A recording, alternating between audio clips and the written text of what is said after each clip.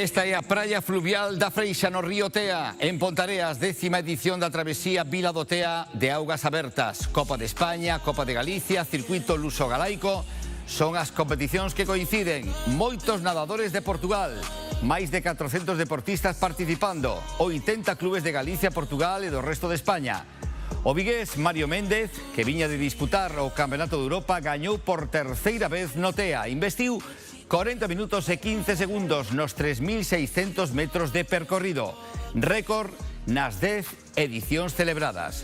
No ámbito feminino, gañou María González con Joana Cardeal e Aida Bertrán a continuación. 3 mulleres en 12 segundos. A travesía do río Tea tamén inclúe as modalidades máster e formación e a proba inclusiva.